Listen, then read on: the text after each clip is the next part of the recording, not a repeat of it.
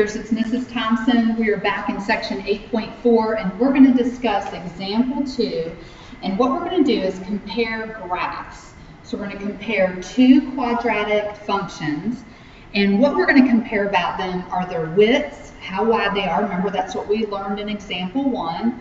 And we're going to talk about and discuss their translation. Translation just means how much does it move up or down. Okay, so I've got a big hint right here for you guys. I'm going to underline it so it's very clear. You can underline it or highlight it or both. Basically, if your parent function is translated up, that means you're going to have a number, a constant number that's added to the back end of your x squared term. If it's translated up, that number will be positive. That's what C is greater than 0. Any number that's greater than 0 is a positive number, and so that means if C is a number bigger than 0, positive number, the graph will actually go up, okay? Now, if it's less than 0, if that constant number is less than 0, then the graph will actually move down the y-axis, okay? So I'm going to just do a real quick teaching off to the side before I get to example A here for under example 2. Let's say that we are graphing y equals x squared, and then we're going to compare that to y equals x squared plus 1. Okay? Now I'm going to change colors, but I want you to see what happens. Okay? This is the parent function that goes through the origin. Okay? I think you remember that. I hope you remember that. Let me change colors real quick. And this is the parent function moved up 1. And so now the graph's going to look like this. So that plus 1 right here just means we're going to translate up. The parent function is just going to move up 1 unit. Okay? So let me shift back colors here and let's talk about letter A and letter B together. So here's our parent function. Okay? And then here's the secondary function that we're going to compare the width of it as well as how it vertically translates. Does it move up? Does it move down? What's going on here? So let's start with the widths, okay? Now there's only two functions here, so we're just comparing the two. One's got to be wider than the other one. Now let me back up a page, and you can flip back in your notes to the very front page of our notes when we learned about widths of parabolas. Remember, and I'm right here, if absolute value of A is greater than 1, then the parabola is narrow. So the bigger the absolute value, the more narrow that thing is, okay? If A is less than 1, which that means it's either a decimal or a fraction, then the parabola is super wide. It's very, very, very wide, okay? So that's a little refresher. So we're comparing the width. So the absolute value of 1 is 1, and the absolute value of negative 1/3 is 1/3, okay? So remember, the bigger the number, the bigger the absolute value, the more narrow it is, okay? So we would say f of x equals x squared is more narrow than the g of x function, okay? And I don't have room to write all of that, okay? Or you could do the reverse. You could say g of x is wider than f of x, okay? Either way, I don't really care how you state it. You just need to know that the bigger absolute value means more narrow, and the smaller the absolute value, if it's a fraction or a decimal, then that means it's wider, okay? So either one of those statements. You don't have to have both. You just need to have one that you're comparing, okay? Now the other thing we want to look at, we want to describe how it's translated. So we're going to start with the parent function here. We know that it goes through the origin, okay? Just like I showed you over here on this side right here. And what we want to do is we want to look and see, well, if we were to graph g of x, which is equal to negative 1/3 x squared plus 2, if we were to graph that, how would it vertically translate? Well, you would have to look at that constant number plus 2.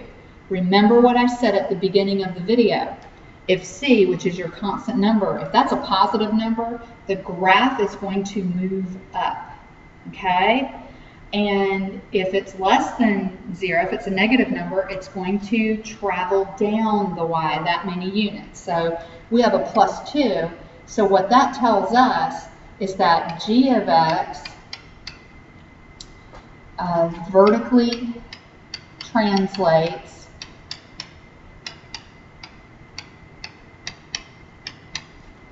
two units up. Okay? And that's how you would describe a vertical translation. There's actually a third thing we could compare, and that is whether the graph opens up or down. And we know f of x opens up while g of x opens down. But I think the nature of this particular problem is that they specifically wanted you to compare the width of the two parabolas as well as the translations, the vertical translations, okay? How it moves up or down. And of course, C dominates that. You look at C, and that'll tell you how much it does, okay? So let's take a look at letter B, and let's start with the width.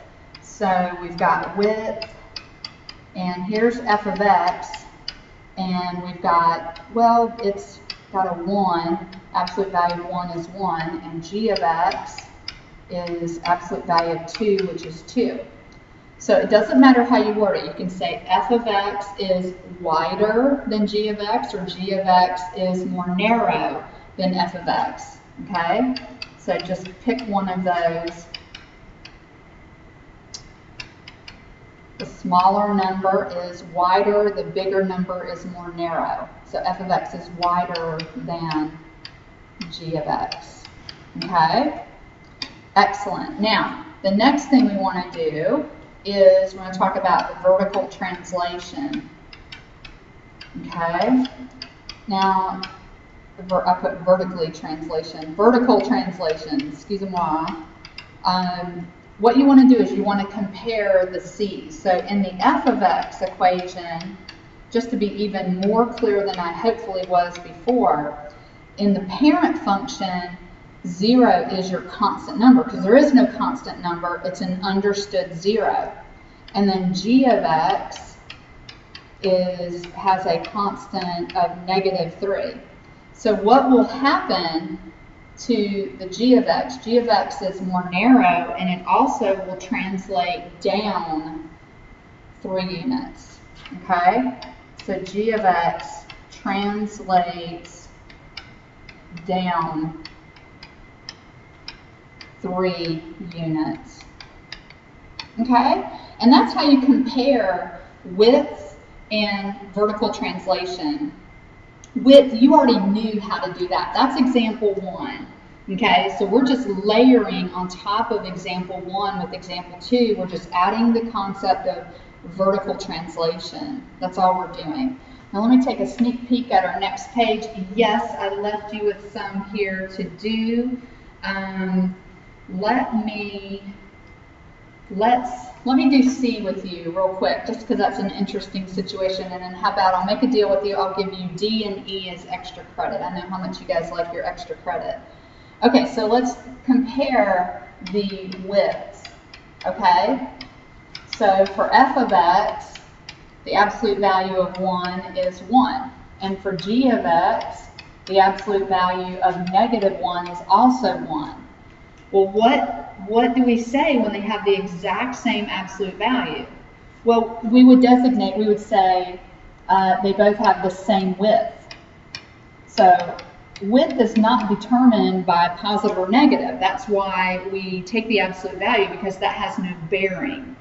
The width is determined by the absolute value of A. That's really what's going on here. Okay, let's look at the vertical translation.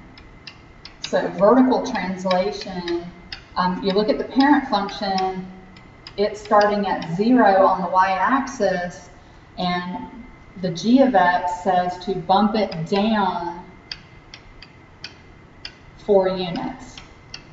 So that's what's going to happen with g of x, is it's going to have to go down 4 units. That's how it's going to move away from the f of x. Now, I hope I was really super clear. If not, we will talk about this a little bit more in class tomorrow, and if I need to actually graph these for you, I will. I was kind of hoping I didn't have to graph them. Okay, so let me leave D with you and E. That is for you. And I'm looking for 2 pieces of information. I want to know, tell me something about the width, compare the widths of these 2 functions, and their translation. How does g of x translate compared to f of x, okay? So give it your best shot and bring your questions to class tomorrow.